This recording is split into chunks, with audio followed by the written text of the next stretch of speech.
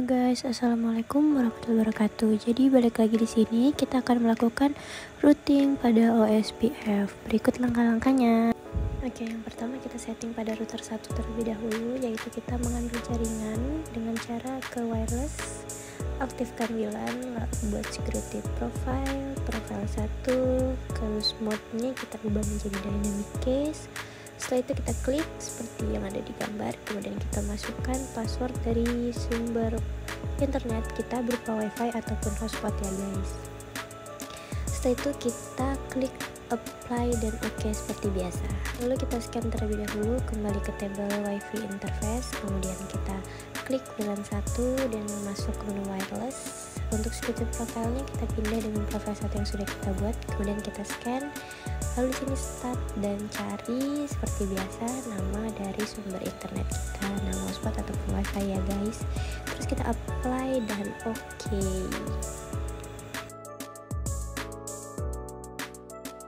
Ya, kemudian di sini kita masuk ke DHCP client untuk memastikan sumber internetnya tadi agar tersambung. Kita masuk ke DHCP client, lalu kita klik plus dan kita pilih di sini WLAN 1 ya, sesuai dengan nama sumber internet yang tadi kita atur. Oke, kemudian kita masuk ke menu address list untuk menambahkan IP address. Di sini saya memasukkan IP address untuk router 1 adalah 10.10.10.1/30. Oke, apply dan oke. Kemudian kita masukkan untuk IP dari klien ke router. Di sini saya masukkan 192.168.2.1 dengan size 30 juga. Lalu kita ganti interface-nya menjadi Ether 4, kemudian apply dan oke. Nah, jika sudah, kita langsung masuk ke bagian menu di routing, lalu kita klik OSPF. Di sini yang pertama adalah kita masukkan networks terlebih dahulu ya, ke menu networks. Nah teman-teman, ini kita memasukkan networks dari IP yang sudah kita buat tadi ya teman-teman, di bagian OSPF dan networks tadi.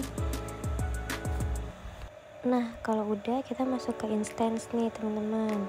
Kita masuk di instance, kita klik yang default, terus router ID-nya itu kita ganti dengan IP router kita ya teman-teman,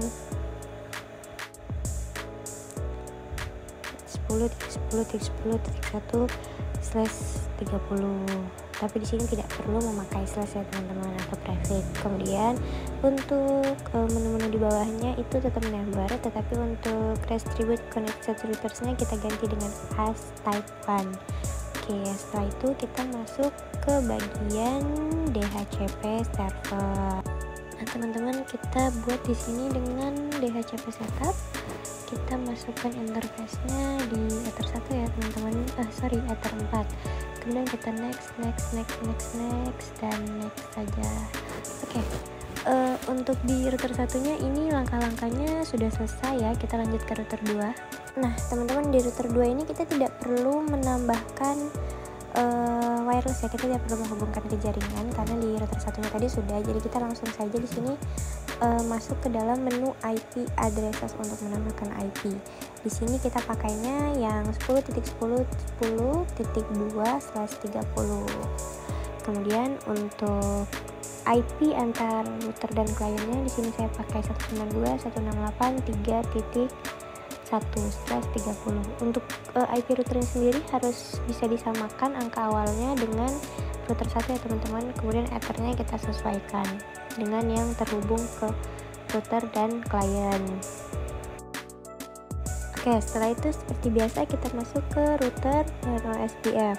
Di sini kita masukkan seperti tadi ya teman-teman, caranya sama. Di network kita bisa cek terlebih dahulu di IP, tinggal copy, atau sebenarnya kita tinggal menggantikan saja dengan angka belakang sebelum slash adalah 0 untuk network ya teman-teman, karena network akan selalu 0.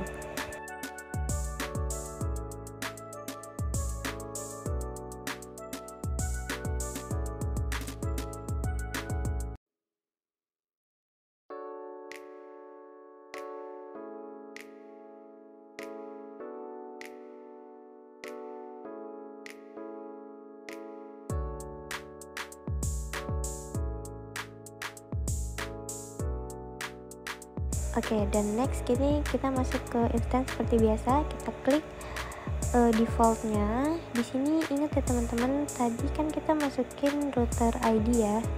Ini sama, kita masukin juga router ID-nya itu di 10.10.10.2 tanpa slash ya teman-teman, dan untuk setelan-setelan di bawahnya ini tidak perlu ada yang diubah sama sekali. Jadi perbedaannya hanya di perubahan as type 1-nya saja, tapi di sini tidak. Setelah itu kita masuk ke IP DHCP server seperti tadi, DHCP setup, kemudian kita juga membuat di Ether 4. Setelah itu jika sudah, kita next dan next seperti biasa. Nah teman-teman, di sini nih opsional ya, tapi saya menambahkan IP DNS. Di sini saya memakai 1.1.1.1.